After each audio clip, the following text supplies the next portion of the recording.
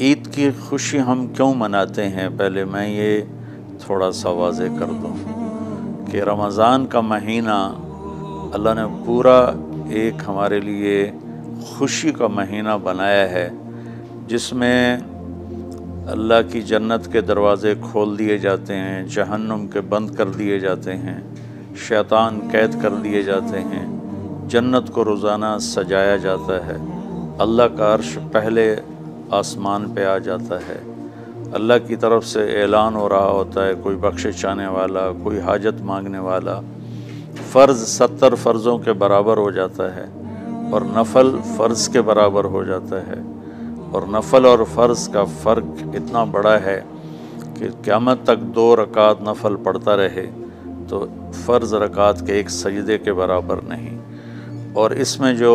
مر جاتے ہیں اہل ایمان ان کا حساب نہیں ہوتا، ان کو قبر میں منکر نکیر نہیں آتے، اللہ تعالیٰ ان کو معاف فرما دیتا ہے۔ اس طرح 29 دن رات یہ سلسلہ چلتا ہے، اور آخری رات پھر اللہ تعالیٰ اعلان فرماتے ہیں کہ میرے بندوں نے رات کو قیام کیا، یعنی تراویح کی نماز پڑھی، دن میں روزہ رکھا، تو میں نے اس پر ان سب کی بخشش فرما دی۔ تو اس خوشی میں پھر ہم سب مل کر اللہ کی بارگاہ میں شکرانے کے مل کر 2 نفل ادا کرتے ہیں اور اللہ کا شکر ادا کرتے ہیں کہ یا اللہ تیرا شکر ہے، تو نے ہمارے گناہوں کو معاف فرمایا، جہنم کو ہم پہ حرام کیا، جنت کو ہم پہ واجب کیا۔ اصل تو عید کی خوشی کی یہ وجہ ہے۔ آپ عید کے لیے غسل فرماتے تھے اور اپنے کپڑوں میں سے اچھے کپڑے منتخب فرماتے تھے، اور فجر کی نماز کے بعد آپ اشراق نہیں پڑھتے تھے اس دن، باقی آپ کی ساری زندگی کا معمول تھا کہ فجر کے بعد آپ اشراق پڑھتے تھے، لیکن اس دن آپ اشراق نہیں پڑھتے تھے، غسل فرما کے پھر کچھ کھا کے، کوئی میٹھی چیز، کھجور ہی عام طور پر ہوتی تھی، کھجور کھا کے پھر آپ عیدگاہ کی طرف تشریف لے جاتے تھے، اور پہلے نماز پڑھاتے تھے، پھر خطبہ ہوتا تھا، اور اس کے بعد جس راستے سے آپ جاتے تھے اس راستے کو چھوڑ کر پھر اور راستے سے گھر واپس آتے تھے، پھر وفود سے ملاقات کرتے تھے، سرداروں سے، صحابہ سے ملاقات کرتے تھے، اس میں کچھ کھانوں کا اہتمام بھی ہوتا تھا۔ اس طرح ایک عام روٹین کی عید ہوتی تھی آپ کی، ملاقاتیں کرنا، کھانوں میں جانا اور اچھے کپڑے پہننا، سب کو خوشی سے ملنا، یہ عید الفطر پر آپ کا یہ معمول تھا۔ باقی جو اداسیاں ہیں، ڈپریشنیں ہیں، اس کی وجہ آپس کی محبتوں کا کم ہو جانا ہے، اور دنیا کی ایسی دوڑ جس نے اپنے آپ کو بھی بھلا دیا ہے، اور آپس کی نفرتیں ہیں اور آپس کے بغض، حسد ہیں، ان منفی جذبوں نے ہماری خوشیوں کو دھندلا دیا ہے، ورنہ رمضان کا ہر لمحہ خوشی کے لیے ہے، اور عید اس کی پیک ہے، اور پوری زندگی اللہ راضی ہو رہا ہو تو خوشی ہی خوشی ہے۔ ہمیں اپنے ملک سے، اپنی نسل سے آپس کی نفرتیں، حسد، بغض یہ مٹانے ہوں گے، تب جا کر ہمیں حقیقی خوشیاں حاصل ہوں گی۔ میں اس عید کے خوشی کے موقع پر اپنی قوم سے ہاتھ جوڑ کے اپیل کروں گا کہ جھوٹ بولنا چھوڑ دیں، دھوکہ دینا چھوڑ دیں، اور ظلم کرنا چھوڑ دیں۔ مذہبی نفرت نے ہمیں تباہ کر دیا، سیاسی نفرت نے ہمیں تباہ کر دیا، صوبائی قومی نفرت نے ہمیں تباہ کر دیا، آپس کی رنجشوں کی نفرت نے ہمیں تباہ کر دیا۔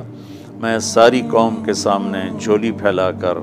چاروں صوبوں کے رہنے والوں سے اور ہر مکتب فکر سے متعلق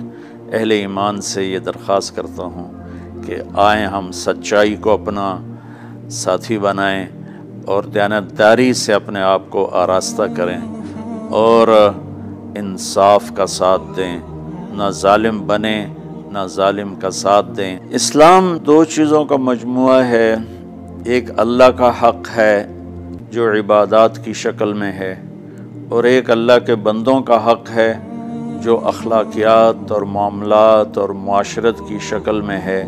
یہ دونوں کمپلسری پیپر ہیں، دونوں لازمی پیپر ہیں، ان دونوں میں پاس ہونا ضروری ہے۔ میری نماز اچھی ہے لیکن میری دکان پہ جھوٹ ہے تو نماز اس جھوٹ کی کمی کو پورا نہیں کر سکے گی۔ میری دکان پہ سچ ہے لیکن میں نماز نہیں پڑھتا تو میرا یہ سچ بولنا میرے نماز کی کمی کو پورا نہیں کر سکتا۔ اللہ کے نبی نے دنیا سے جاتے ہوئے 2 لفظوں میں سارا دین بتا دیا تھا۔ جب آپ کے جانے کا وقت قریب تھا تو آپ 2 لفظ دہرا رہے تھے، الصلاۃ وما ملکت ایمانکم، میری امت میرے بعد ایک نماز نہ چھوڑنا، اور ایک امت کے غریب مسکین لوگوں سے، نوکر غلاموں سے اچھا سلوک کرنا۔ یہ 2 الگ الگ ڈیمانڈ ہیں۔ جیسے پانی پینے سے روٹی کی کمی پوری نہیں ہو سکتی اور روٹی کھانے سے پانی کی کمی پوری نہیں ہو سکتی، یہ دونوں الگ چیزیں ہیں۔ اخلاق کو عبادت کی کمی پر نہیں کر سکتی، اور عبادت کی کمی اخلاق کو اور اخلاق کی کمی کو عبادت پورا نہیں کر سکتی۔ ان دونوں چیزوں میں پاس ہونا ضروری ہے، تب جا کر ایک معتدل معاشرہ وجود میں آتا ہے۔ ایک حدیث سنا کے بات ختم کرتے ہیں۔ میرے نبی وضو فرما رہے تھے تو صحابہ آپ کے وضو کا پانی گرنے نہیں دے رہے تھے، نیچے سے لے کر کوئی پی رہا تھا، کوئی منہ پہ مل رہا تھا۔ تو آپ نے فرمایا ما یحملکم علی ھذا، یہ کیا کر رہے ہو؟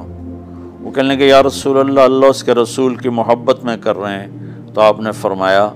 میں تمہیں بتاتا ہوں اللہ اس کے رسول سے محبت کرنے والا کون ہوتا ہے۔ فَلْيُصْدِقِ الْحَدِيثَ إِذَا حَدَّثَ، اللہ رسول سے محبت کرنے والا وہ ہوتا ہے جو ہمیشہ سچ بولتا ہے۔ فَلْيُؤَدِّ الْأَمَانَةَ إِذَا تُؤْمِنَ، جو ہمیشہ امانت داری سے کام لیتا ہے، کبھی دھوکہ فراڈ نہیں کرتا۔ فَلْيُحْسِنْ جِوَارَ مَنْ جَاوَرَهُ، اور جو ہمیشہ اپنے پڑوسیوں کے ساتھ اچھا سلوک کرتا ہے، پڑوسی اپنے ہوں، غیر ہوں، مسلم ہوں، نان مسلم ہوں، وہ ان کے ساتھ اچھا سلوک کرتا ہے۔ یہ 3 نشانیاں ہیں عشق رسول کی۔ یہ 3 باتیں میری قوم اپنا لے تو یہ اندھیرے اجالوں میں انشاءاللہ تبدیل ہو جائیں گی۔ دنیا کے لیے قانون ہے اللہ تعالیٰ کا کہ جس قوم میں انصاف، دیانتداری اور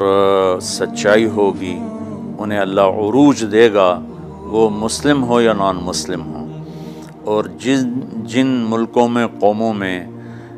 بددیانتی ہوگی، ظلم ہوگا، جھوٹ ہوگا، وہ زوال کا شکار ہوں گی۔ ساری ویسٹرن دنیا تو لیڈ نہیں کر رہی، ہمارے جیسے ملک بھی ہیں جہاں یہ ساری چیزیں ہیں تو وہ ہماری طرح ہی ذلیل ہیں اور ہماری طرح ہی وہ خوار ہیں۔ چند ایک ملک ہیں جنہوں نے ان چیزوں کی رعایت کی ہے تو وہ اس وقت لیڈنگ رول میں ہیں، لیڈنگ ماڈل میں ہیں۔ تو دنیا کے لحاظ سے تو یہ قانون ہے کہ سچائی، دیانتداری اور انصاف قوموں کو اونچا لے جائے گا۔ آخرت میں اللہ تعالیٰ نے اعلان کیا ان اللہ لا یغفر ان یشرک بہ ویغفر ما دون ذلک لمن یشاء۔ آخرت میں کامیابی کا آخری فیصلہ ایمان پہ ہوگا کہ اللہ تعالیٰ کا فرمان ہے۔ میں عید کی خوشی ہم کیوں مناتے ہیں، پہلے میں یہ تھوڑا سا واضح کر دوں کہ رمضان کا مہینہ اللہ نے پورا ایک ہمارے لیے خوشی کا مہینہ بنایا ہے، جس میں اللہ کی جنت کے دروازے کھول دیے جاتے ہیں، جہنم کے بند کر دیے جاتے ہیں، شیطان قید کر دیے جاتے ہیں، جنت کو روزانہ سجایا جاتا ہے، اللہ کا عرش پہلے آسمان پہ آ جاتا ہے، اللہ کی طرف سے اعلان ہو رہا ہوتا ہے کوئی بخشش چاہنے والا، کوئی حاجت مانگنے والا۔ فرض 70 فرضوں کے برابر ہو جاتا ہے اور نفل فرض کے برابر ہو جاتا ہے، اور نفل اور فرض کا فرق اتنا بڑا ہے کہ قیامت تک 2 رکعت نفل پڑھتا رہے تو فرض رکعت کے ایک سجدے کے برابر نہیں۔ اور اس میں جو مر جاتے ہیں اہل ایمان، ان کا حساب نہیں ہوتا، ان کو قبر میں منکر نکیر نہیں آتے، اللہ تعالیٰ ان کو معاف فرما دیتا ہے۔ اس طرح 29 دن رات یہ سلسلہ چلتا ہے، اور آخری رات پھر اللہ تعالیٰ اعلان فرماتے ہیں کہ میرے بندوں نے رات کو قیام کیا، یعنی تراویح کی نماز پڑھی، دن میں روزہ رکھا تو میں نے اس پر ان سب کی بخشش فرما دی۔ تو اس خوشی میں پھر ہم سب مل کر اللہ کی بارگاہ میں شکرانے کے مل کر 2 نفل ادا کرتے ہیں اور اللہ کا شکر ادا کرتے ہیں